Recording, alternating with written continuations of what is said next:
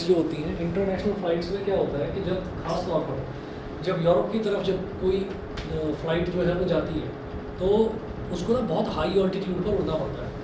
तो जब वो बहुत हाई ऑल्टीट्यूड पर उड़ती है तो जैसे यहाँ पर T3 टर्मिनल है जो इंटरनेशनल डिपार्चर वाला है दिल्ली में, तो वहाँ से उसने टेक ऑफ किया। टेक ऑफ करने के बाद में फिर वो रनवे पर चलता है, प्लेन जो है रनवे पर चलता है, बड़ी तेज़ी से चलता है, फिर धीरे से टेक ऑफ करता है। टेक ऑफ करने के बाद में फिर तब तक आपको सब दिखाई देता रहता है, अच्छा ये द्वारका है, अच्छा अच्छा फिर आपको दिखाई देता है, अच्छा अच्छा गुड़गांव आ गया, तो वो वाला टोल आ गया जहाँ पर जाम लगा रहता है, वो टोल दिखाई देता है। फिर धीरे धीरे धीरे धीरे करके जब वो कहते हैं ना कि भाई अब हमारे कान बंद होने शुरू हो गए हैं, वो कहते हैं कि भाई आपको अभी सीट बेल्ट बांधनी है, फिर एक पर्टिकुलर ऑल्टीट्यूड पर पहुंचने के बाद में सीट बेल्ट जो है वो कह देते हैं कि आप अपनी सीट बेल्ट लूजन कर सकते हैं, खोल सकते हैं।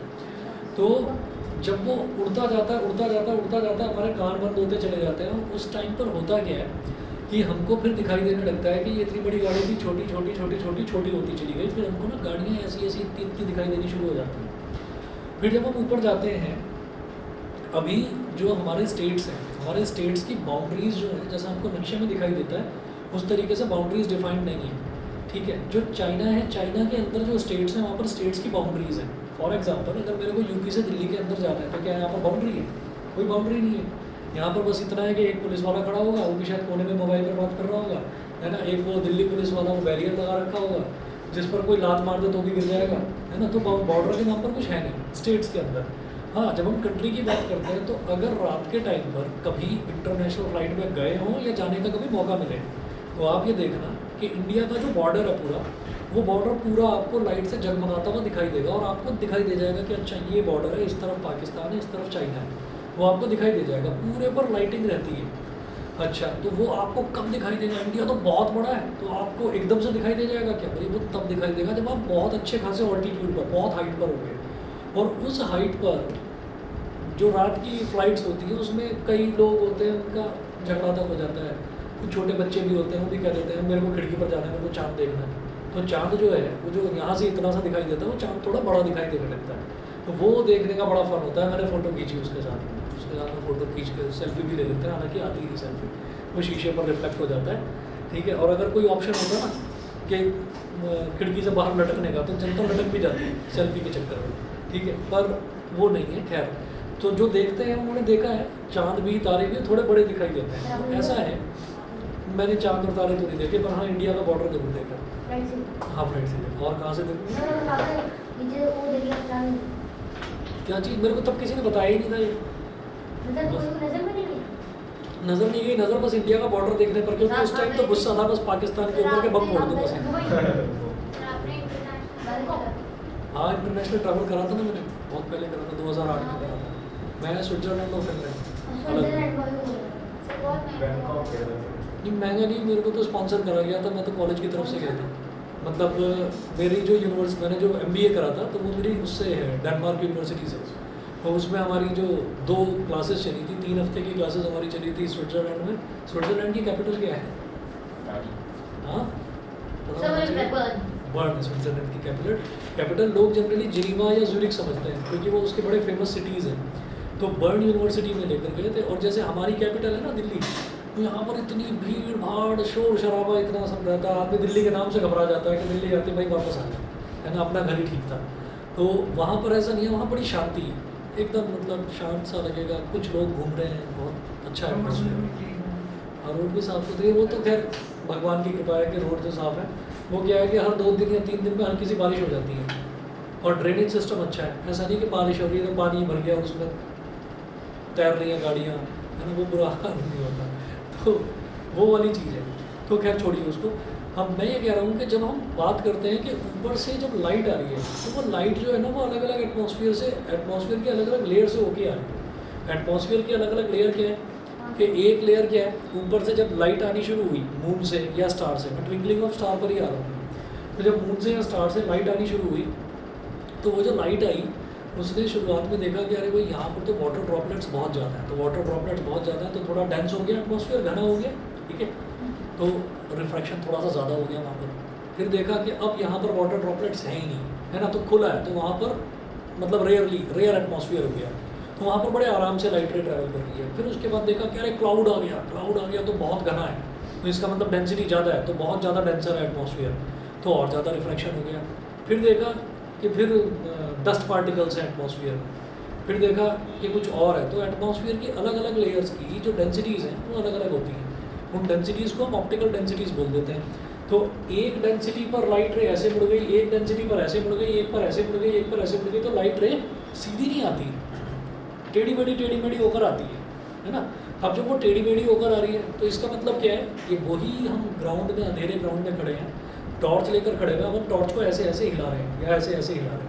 तो जब हम टॉर्च को ऐसे ऐसे हिला रहे हैं तो हमको वो लाइट रे जो है वो जगमगाती हुई दिखाई देगी, ठीक है। और अगर हमको नहीं पता है, इतना डार्क है, अगर हमको पता ही नहीं है कि ये टॉर्च ले रखी है किसी ने और हम उसको ऐसे डमरू की तरह घुमा रहे हैं टॉर्च को, तो हमको ये लगेगा कि यार ये तो पता नहीं कौन किस तरीके की कोई वाइट सी चीज़ है जो कि चमचमाती हुई दिखाई दे रही है। कोई तो ये भी बोल देगा भाई मेरे को कोई हीरा दिखाई दे रहा है, मेरे को कोई UFO दिखाई दे रहा है जो चमचमा रहा है। तो वो जो चीज़ें हैं वो है क्या, वो यही है कि भाई लाइट रे सीधी ना आकर आपने लाइट रे में एक डिस्टर्बेंस प्रोड्यूस कर दिया।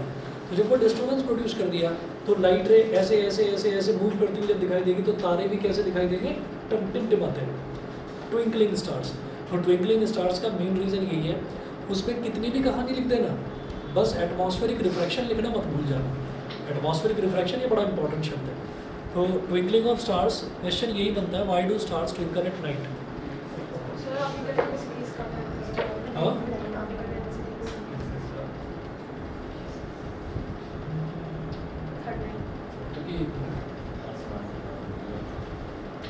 कहाँ पर लिखा है मैंने, थर्ड लाइन लास्ट।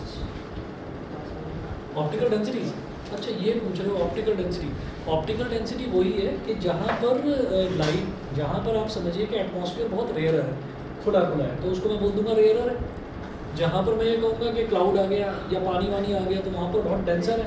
तो डेंसिटी जो है, ऑप्टिकल डेंसिटी का मतलब क्या है कि जो हमको दिखाई दे रही है वो चीज़ तो बहुत घनी है या बहुत रेयर है, तो उसको हम कहेंगे ऑप्टिकल डेंसिटीज बार बार वेरी करें। जैसे चश्मा लगा रखा है, तो अगर किसी ने चश्मा लगा बहुत मोटे लेंस का, तो हम ये कहेंगे कि अच्छा इसकी जो ऑप्टिकल डेंसिटी है वो बहुत ज़्यादा है क्योंकि इसका लेंस बहुत मोटा है।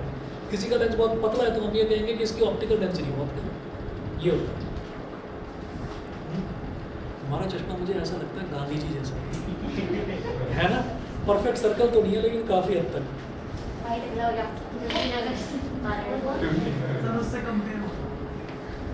उससे अच्छा मतलब तुम्हें वो अच्छे नहीं लगते।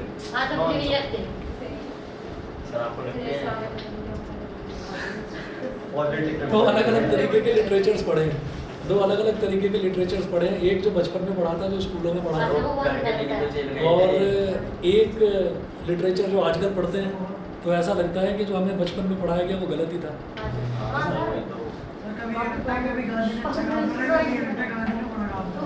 सर वो अच्छा बुरा तो नहीं पता, बस एक चीज़ बुरी लगती है और वो चीज़ कभी नहीं होना चाहिए था, पार्टीशन नहीं होना चाहिए था। पार्टीशन नहीं समझ में। और पार्टीशन का आप लोगों को एक चीज़, जैसे आप लोग हैं तो जो आपकी एज है, आप लोग क्या सोचते होंगे कि पाकिस्तान बड़ा गंदा है, यही तो सोचते होंगे कि पाकिस्तान बहुत बेकार है, बहुत गंदा है, ये है वो है। गंदा जो है वो वहाँ के लोगों ने बनाया है। गंदा जो है वो वहाँ के लोगों ने बनाया है। पता है पाकिस्तान में जो एरिया जो उनको दिया गया है वो हमारे कंट्री की सबसे ज़्यादा फर्टाइल लैंड दे दी गई है। सबसे ज़्यादा फर्टाइल लैंड उन लोगों को दे दी गई जो मोस्ट इनकॉम्पिटेंट पर्सन्स थे, उन लोगों को दे दी गई मोस्ट फर्टाइल लैंड, और उन्होंने उसका भी सत्यानाश कर दिया। तो बहुत बुरा है। कभी आटा लेने गए हैं मार्केट में, कभी आटा लेने गए हैं, कितने गए है ना। चलिए कभी भी आटा लेने जाओ तो आटा 40 से 45 रुपये पर केजी है, वहाँ पर 300 रुपये किलो है। 300 रुपये किलो है। वो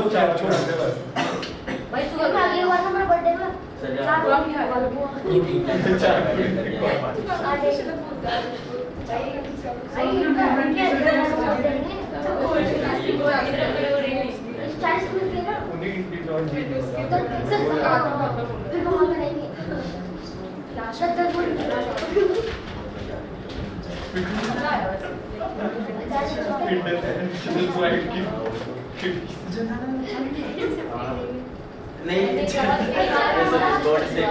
गोड से हाँ चने वाला बात हाइड्रोजन लेके आते हैं। वो से नाम वो बोलते हैं कि हाइड्रोजन लेके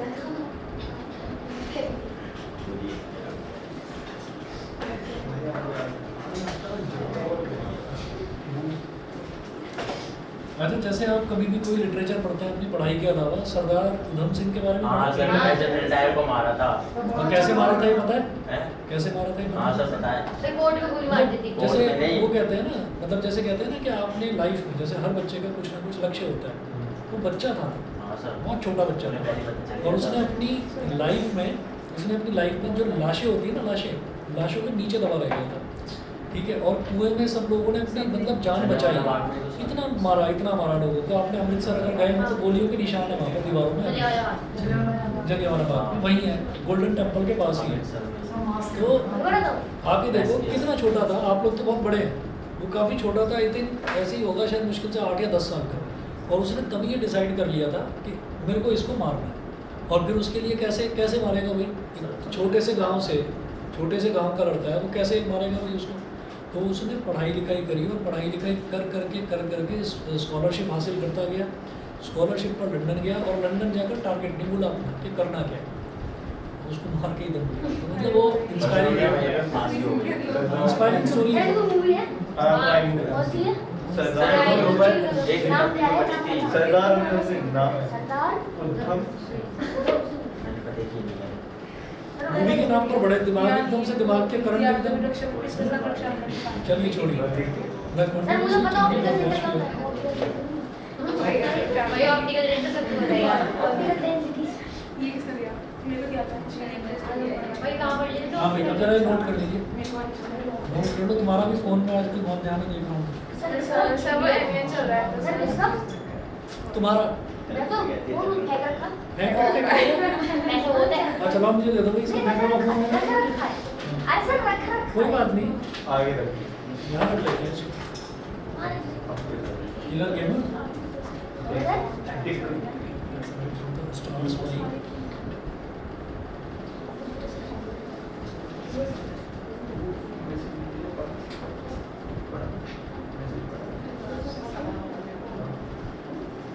By different amounts from one moment to the next.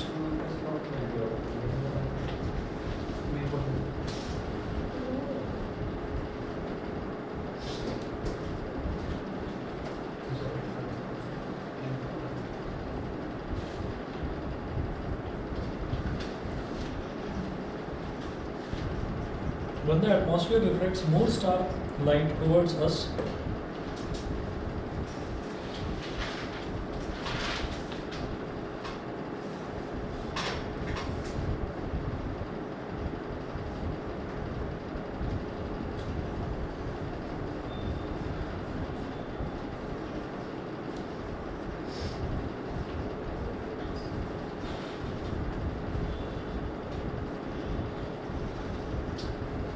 stars light towards us,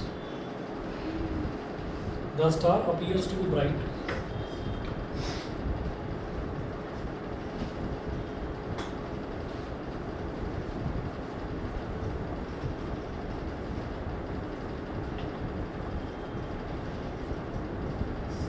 The star appears to be bright, and when the atmosphere reflects less starlight,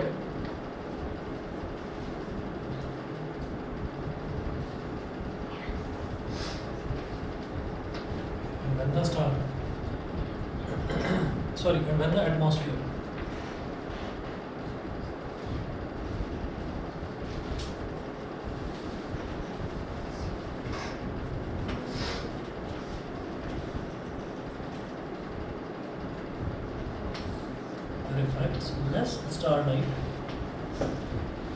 reflects less starlight, then the star appears to be dim.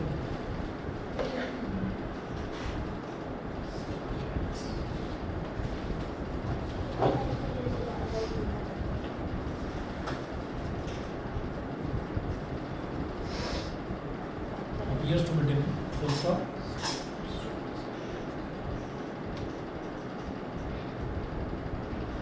In this way,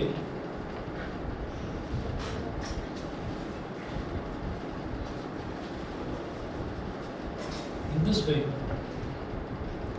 the starlight reaching our eyes increases.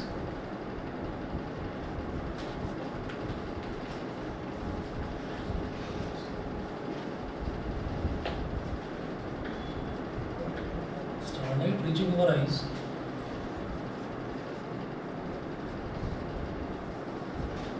increases and decreases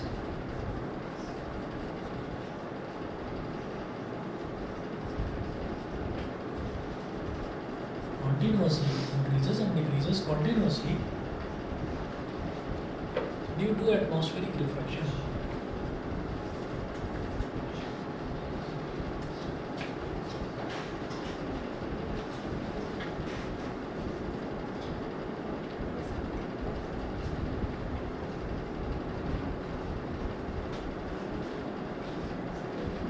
Due to atmospheric refraction.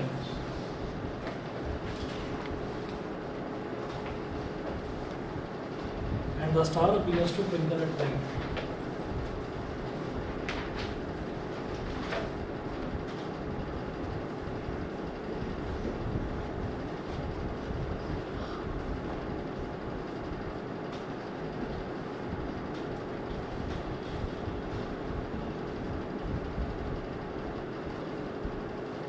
Star appears to twinkle at night. ठीक है, उसके बाद second लिखेंगे the stars seem higher than they actually are.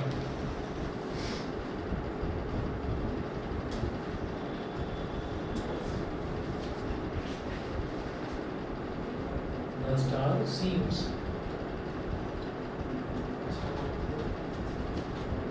Higher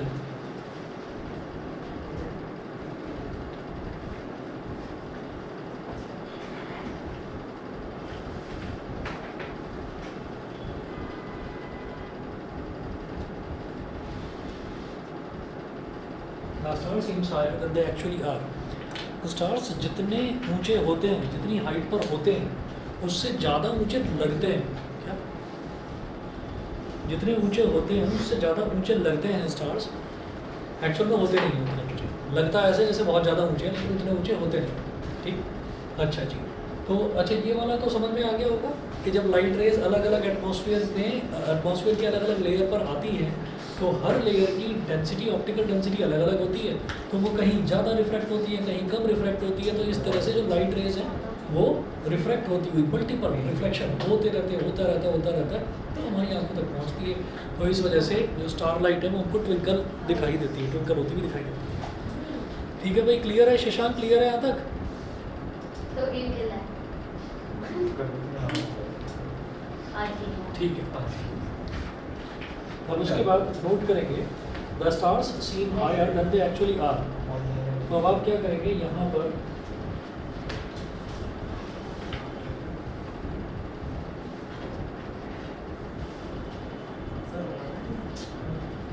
sir ये star ऐसे shape में क्या हो रही है?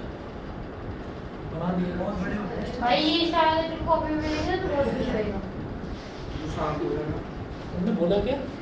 समझ में नहीं आया. मैंने क्या कहा, एक स्टार बच्चे को कॉपी में मिलेगी, जैसे मैम देती ना वो 3 स्टार बना के देती है. मैं तो 3 स्टार दूंगी. गुड, वेरी गुड स्टार, वो स्माइली वाली जो हाँ, हाँ. उससे खुश होएगा. Very good. कॉपी में बनाएगा तू? रेड पे लेके कुछ चीज बना. बस ये सर क्या रियल? शेप अलग अलग होते हैं और चमकते जाते हैं. स्टार्स काफी बड़े होते हैं ना, बोलो वो हमें शायद. नीचे से छोटे दिखते हैं, वैसे इसमें तो वो काफी मैंने बना दिया. शेप अलग हो सकती है तो चमकती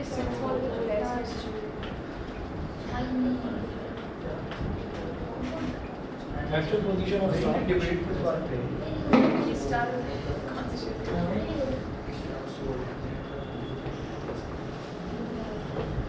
दिखते हैं, ये कंडीशन है.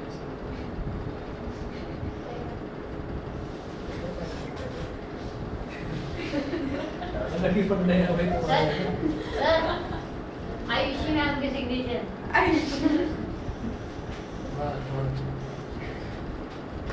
बन गया. सर्कल से मैं उधर ही बैठूंगा पीछे. कहाँ पर? पीछे सर इधर से देखेंगे आप पीछे पड़ा उधर.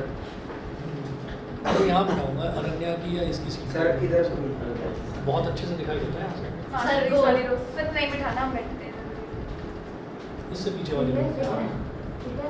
नहीं तुम लोग भी आगे बैठो, ठीक है। Bending of star slide due to atmospheric reflection, यहाँ लिखिएगा bending सर हमारे हाफ ईयरली की रेट शीट आई नहीं, कीबोर्ड की दे देती। due to atmospheric reflection। Half yearly का हो सारे हमसे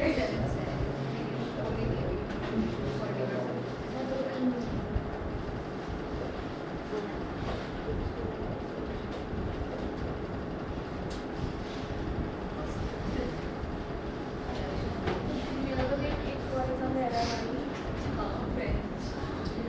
एक ही अलग अलग सब्जेक्ट में भी पेज हो जाते हैं।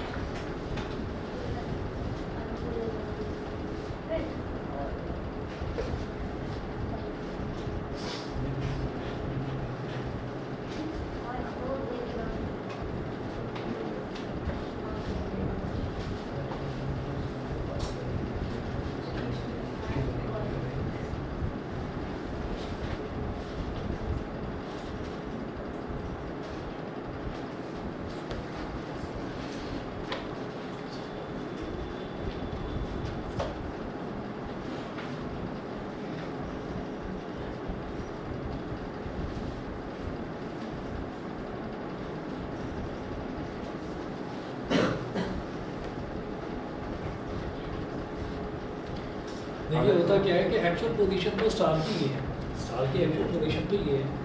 अब होता क्या है कि यहाँ पर bending of star slide due to atmospheric reflection, तो यहाँ से बिल्कुल स्ट्रेट सीधी लाइन आनी चाहिए थी, लेकिन सीधी लाइन नहीं आती है, वो बेंड हो जाती है। क्यों बेंड हो जाती है? एटमॉस्फेरिक रिफ्लेक्शन की वजह से। एटमॉस्फेरिक रिफ्लेक्शन वही है कि एटमॉस्फेयर की अलग अलग लेयर पर अलग अलग ऑप्टिकल डेंसिटीज़ हैं, तो जो लाइट रे वो बेंड होने लगती है। अब जब लाइट रे बेंड हो जाती है, हम स्टार को देखना चाहते हैं, तो हमें जब स्टार दिखाई देता है, अब क्योंकि बहुत अलग अलग ऑप्टिकल डेंसिटीज़ हैं, ऑप्टिकल डेंसिटीज़ का मतलब क्या है कि वहाँ पर वाटर ड्रॉपलेट्स भी हैं, वहाँ पर जो है सिलिका भी है। सिलिका एक ऐसा सब्सटेंस होता है जो कि लगभग मिनर की तरह ही बिहेव करता है। तो एटमॉस्फेयर में बहुत सारी चीज़ें हैं, ठीक है।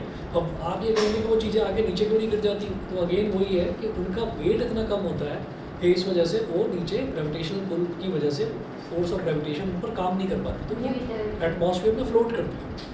तो जब वो एटमॉस्फेयर में फ्लोट कम बोला करूँ, वो एटमॉस्फेयर में फ्लोट करती हैं वो चीज़ें, तो होता क्या है कि जैसे ये स्टार है, तो इस स्टार की ही इमेज हमको ऊपर दिखाई देने लगती है, ठीक है ना। दिमाग में एकदम से सवाल यही आता है, कोई लेंस है क्या एटमॉस्फेयर में, कोई मिरर है क्या, तो उसकी इमेज ऐसे ऊंची क्यों दिखाई देने लगती है। तो हम यही बता रहे हैं कि एटमॉस्फेयर में इस तरीके का होता है, जैसे अभी हमसे मान लीजिए ये बोला जाए कि सुबह के टाइम बाहर निकलो और ये बताओ आसमान का रंग कैसा है, तो हम ये कहते हैं कि आसमान का रंग तो नीला है। आसमान का कोई ऐसा चीज़ नहीं है कि आप ऊपर जाते जा रहे हो, हाँ भाई ये आसमान आ गया, ये नीला है, ये छू इसको पकड़ दो, है ना, तो उसको आप पकड़ नहीं सकते।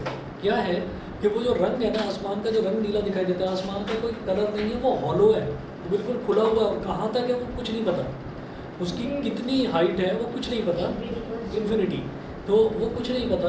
तो वो जो ब्लू कलर का हमको आसमान दिखाई देता है, एक्चुअल में वो कोई ऑब्जेक्ट नहीं है, वो है कि जो सन से जो लाइट रेज आ रही हैं, वो लाइट रेज जो हैं उनमें जो ब्लू कलर यानी कि जो वॉयलेट है, वो वॉयलेट इतना धीमा होता है कि रेड हो गया और आपका इंडिगो हो गया, ब्लू, ग्रीन, ऑरेंज, ये सारे के सारे को आ जाते हैं ग्राउंड तक मिक्स होकर के। हाँ, तो सन से तो लाइट आती है, तो उसमें जो वॉयलेट कलर है वो इतनी कम उसकी स्पीड होती है कि वो वॉयलेट कलर सारे में फैल जाता है, और जब वो सारे में फैलता है तो हमको पूरा आसमान इस वजह से नीला दिखाई देता है।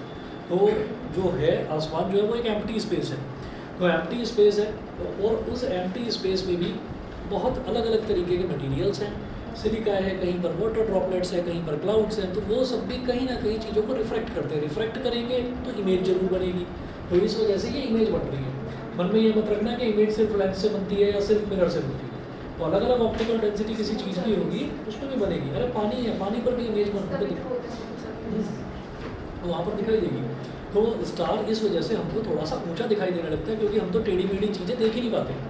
हम कभी भी हमारे पास कोई सीधा पाइप होगा तो हम सीधे पाइप के थ्रू तो देख लेंगे, ठीक है, लेकिन उस पाइप को आप थोड़ा सा मोड़ दीजिए तो हमको दिखाई नहीं देगा। एक्चुअल में वो इतने नंबर पे होते नहीं है स्टार। इतना ऊंचाई पर होते नहीं है जितना ऊंचाई पर हमको दिखाई देते हैं, है ना। तो स्टार से सर जितना ज़्यादा क्या कहते हैं जो वो रिफ्रैक्शन, हाँ ना, जितना ज़्यादा वो डेंसर होता है या फिर जितना ज़्यादा डेंसर होगा refractive उतना ही index ज़्यादा रिफ्लेक्टिव इंडेक्स होगा, ठीक है ना। इसीलिए यहाँ लिखा है इंक्रीजिंग ऑप्टिकल डेंसिटी। जैसे जैसे हम नीचे आते जाते हैं ऑप्टिकल डेंसिटी बढ़ती जाती है, और जैसे जैसे हम दिल्ली एनसीआर के नज़दीक आते हैं तो ऑप्टिकल डेंसिटी बहुत ज़्यादा बढ़ जाती है, क्योंकि यहाँ पर तो पॉल्यूशन बहुत ज़्यादा है, यहाँ तो तारे भी नहीं दिखाई और देते, जितना ज़्यादा रेयर होगा उतना ज़्यादा कम। उतना ज़्यादा। सर इससे रिलेटेड हमारा क्वेश्चन आता है, वही गलत बोल रहे हैं। सर बस माउंटेन पीक पे जाएंगे तो वहाँ से दिख सकता है। वहाँ से बिल्कुल, हाँ, बहुत चीज़ें जो है वहाँ पर क्लियर आपको दिखाई देती है। चलिए जी, अब जरा आगे चलते हैं, इसका रीज़न लिखिए।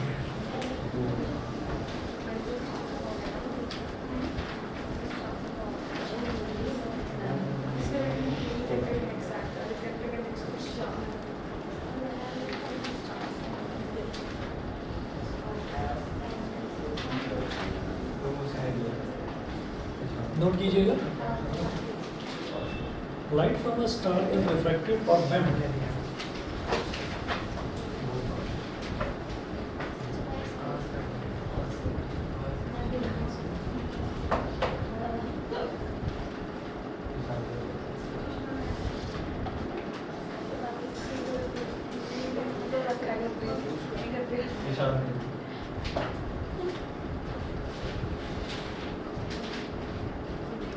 Light from a star is refracted or bent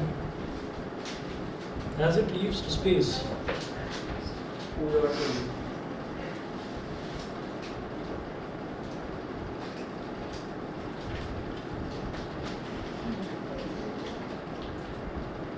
Vacuum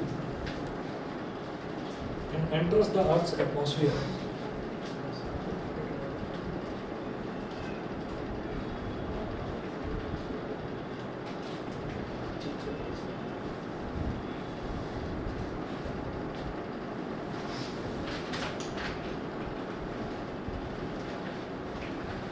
And enters the Earth's atmosphere.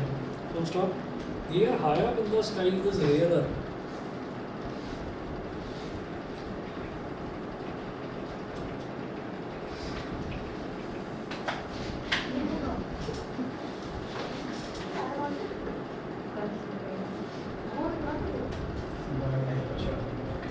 Air higher up in the sky is rarer. बातें करे बिना तो रह नहीं बाहर सकते। नहीं करा, चलो पेपर सर वो उड़ के आ रहा है, मगर पता नहीं सामने से आया है। इसमें एक चक्कर पास करा, वो ऐसे वो ऐसे ऐसे ऐसे कर दिया, ऐसे बोलेंगे। किसके पास गया?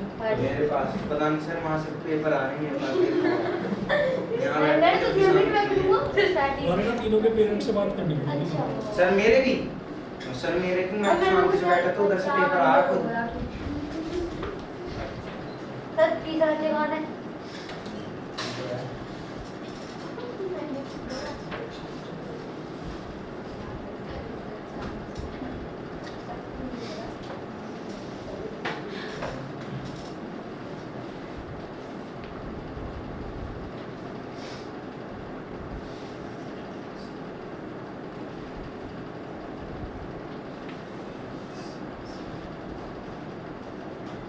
So as the light from a star comes down,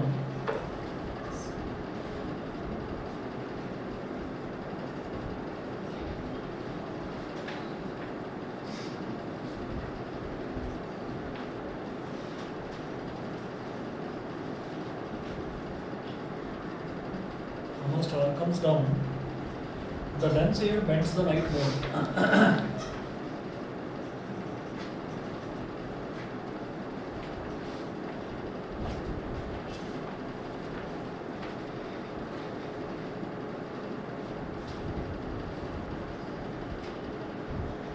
The dense air bends the light more.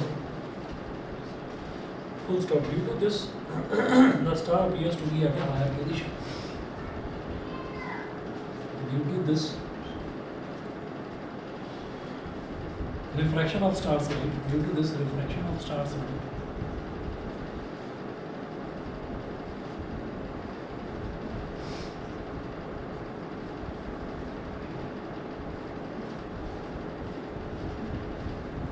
refraction of star's length. The star appears to be at a higher position.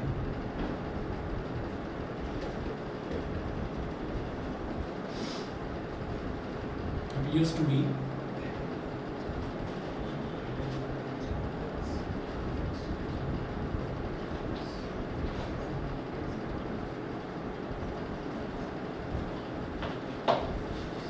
The star appears to be at a higher position. Star जो है उनको थोड़ा सा higher position पर दिखाई देता है, ठीक है। उसके बाद एक टॉपिक है advance sunrise and delayed sunset, ठीक है। ये एक बार ज़रा मेरे को चेक करना पड़ेगा कि ये है सिलेबस में या नहीं। एक topic advance sunrise and delayed sunset है,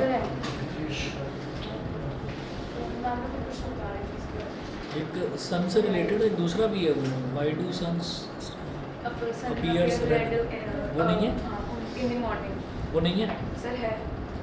दोनों में से एक हटाया बताता हूँ। तो फिर सर पहले वाला उठा है क्योंकि रेड वाला तो है वहाँ पे क्वेश्चन बिल्कुल तो सही है। सनसेट वाला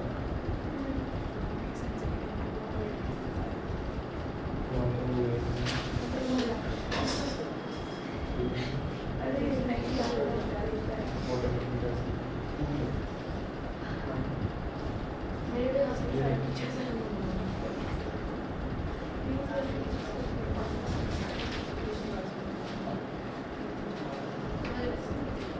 देखिए यहाँ पर ना लिखा हुआ है refraction of light through a prism, dispersion of light, scattering of light, फिर है एप्लीकेशंस इन डेली लाइफ और स्पेशली मेंशन है excluding colour of the sun at sunrise and sunset.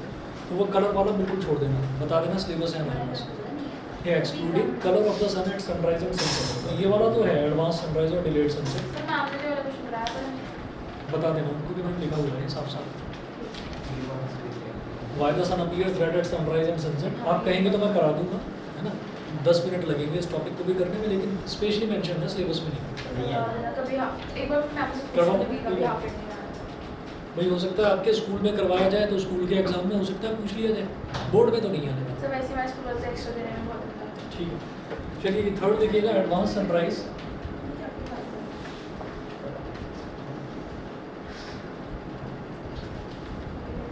Advance sunrise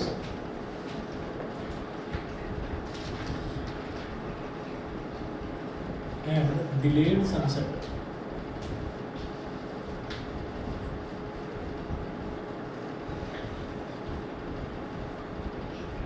advance sunrise and delayed sunset.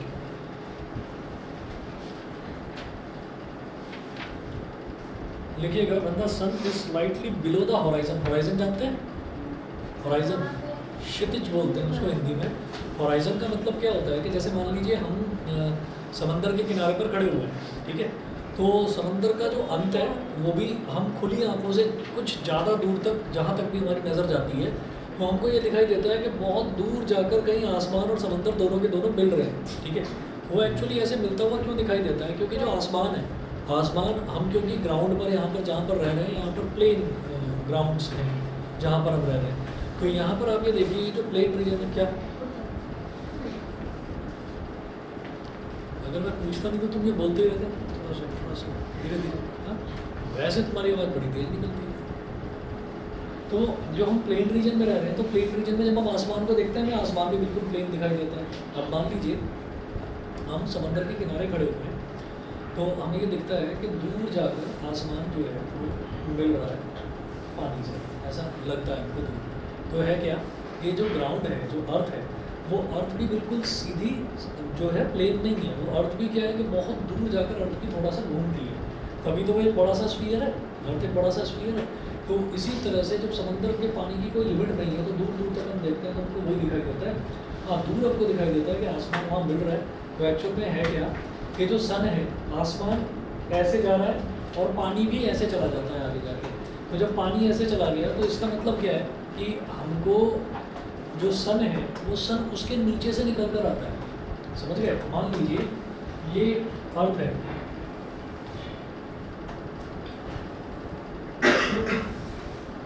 है ना, ऐसे मैंने curve बना दिया, तो मैं पूरा तो इसमें बढ़ा नहीं पाऊंगा बहुत बड़ा। तो आप ये देखिए हमने इस तरह से एक अंदाज़ा लगाया, और इसमें हम ये कहते हैं कि हम एक समंदर में, हम शिप पर बैठे हुए हैं, हम ऐसे यहाँ पर बैठे हुए हैं, ये पानी है, तो अर्थ के सरफेस पर जगह जगह कहीं पर जंगल है, कहीं पर पानी है, कहीं पर ग्राउंड है, कहीं पर माउंटेन्स है। तो हम यहाँ पर बैठे हुए हैं। अब यहाँ पर बैठे हुए हैं, इसको थोड़ा और बड़ा बनाते हैं ऐसे। तो हमको ऐसा दिखाई देता है कि भाई यहाँ पर बैठे हुए हैं तो ये तो आगे से ऐसे कर्व हो रहा है और यहाँ से यहाँ जाके जो तो ऊपर हो जाएंगे, है ना। तो ऐसा कुछ नहीं होगा। क्या है कि जब आप यहाँ तक पहुँचेंगे तो ये वाली जो जगह है फिर ये भी आपके लिए प्लेन हो जाएगी। भाई आप इसके यहाँ पर आप पहुँच जाएंगे, ठीक है ना। तो है क्या, जब आप इस जगह तो आपको ये कर्व दिखाई दे रहा है तो उस टाइम सन ना यहाँ पर होता है, उस टाइम सन यहाँ पर होता है और वाटर है, ये वाटर बॉडी। और वाटर बॉडी जो है वो भी कैसे बिहेव करती है, एक मिरर की तरह, है ना। एक्चुअली मिरर तो नहीं कहना चाहिए, लेंस कहना चाहिए, क्योंकि वाटर के आर पार हम देख सकते हैं। तो वो भी एक लेंस की तरह बिहेव करती है। तो यहाँ से जो लाइट रेज हैं वो लाइट रेज इस तरीके से आती है, लेकिन हमको सीधी लाइट रेज तो दिखाई नहीं देती, मतलब सॉरी टेढ़ी लाइट रेज तो दिखाई नहीं देती। तो क्या होता है कि इसी की इमेज, सन की इमेज यहाँ पर बन जाती है। इस तरीके से रिफ्रैक्शन होता है, सन की इमेज यहाँ पर बन जाती है। तो होता ये है कि हम जिसे सूरज समझते हैं वो सूरज होता नहीं, ठीक है। और थोड़ी देर बाद, 2 मिनट बाद, सूरज अभी यहाँ पर है। जब यहाँ पर है तो वो इतना नीचे है कि यहाँ से इस तरह से घूमकर तो लाइट रे आनी से रही।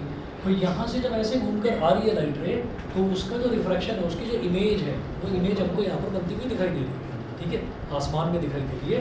क्योंकि ये वाला जो एरिया है, ये पूरा का पूरा एरिया एक लेंस की तरह बिहेव कर रहा है।